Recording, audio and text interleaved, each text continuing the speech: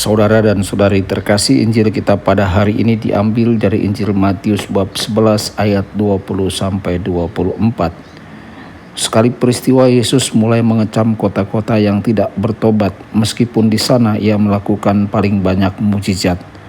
Ia berkata, "Celakalah engkau Korazim, celakalah engkau Betsaida. Karena jika di Tirus dan Sidon terjadi mukjizat-mukjizat yang telah kulakukan di tengah-tengahmu, pasti sudah lama mereka bertobat dan berkabung. Tetapi aku berkata kepadamu, pada hari penghakiman tanggungan Tirus dan Sidon akan lebih ringan daripada tanggunganmu. Dan engkau Kapernaum, apakah engkau akan dinaikkan sampai ke langit? Tidak, engkau akan diturunkan sampai ke dunia orang mati.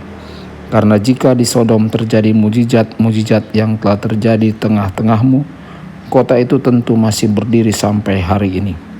Maka aku berkata kepadamu, pada hari penghakiman, tanggungan negeri Sodom akan lebih ringan daripada tanggunganmu." Demikianlah sabda Tuhan, terpujilah Kristus.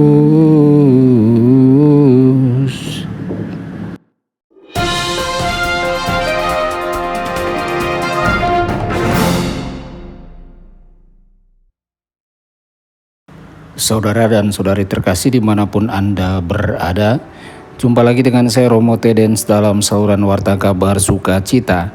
Semoga Anda semua dimanapun berada senantiasa dalam keadaan sehat dan bahagia.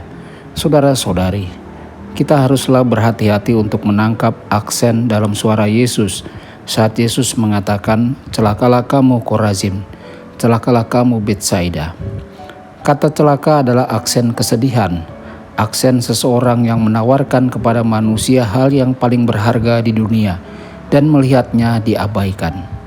Penghukuman Yesus atas dosa adalah kemarahan yang suci, tetapi kemarahan itu datang bukan dari kesombongan yang meluap-luap, tetapi dari hati yang hancur.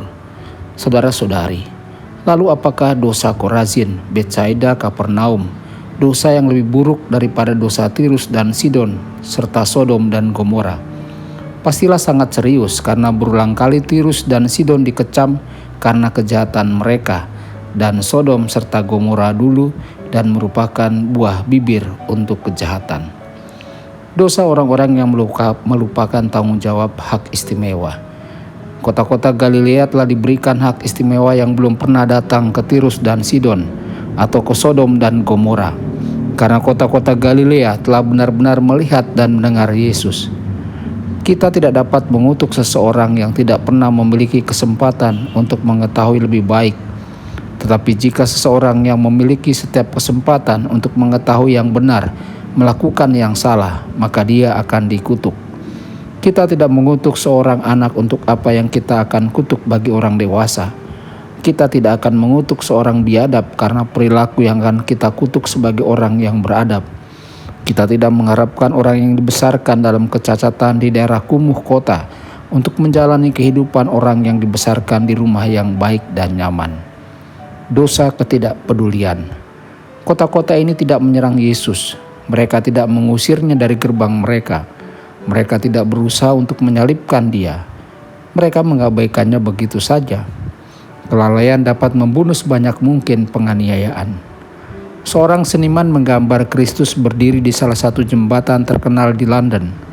Dia mengulurkan tangannya untuk memohon kepada orang banyak, dan mereka berlalu tanpa melihat lagi. Hanya satu gadis, seorang perawat, yang memberinya tanggapan. Di sini kita memiliki situasi modern di banyak negara saat ini. Tidak ada permusuhan terhadap kekristenan, tidak ada keinginan untuk menghancurkannya. Ada ketidakpedulian kosong. Kristus diturunkan ke peringkat orang-orang yang tidak penting. Ketidakpedulian juga merupakan dosa, dan yang terburuk dari semuanya karena ketidakpedulian adalah membunuh. Ketidakpedulian tidak membakar agama sampai mati, membekukannya sampai mati. Itu tidak memenggalnya, perlahan-lahan mencekik kehidupan darinya.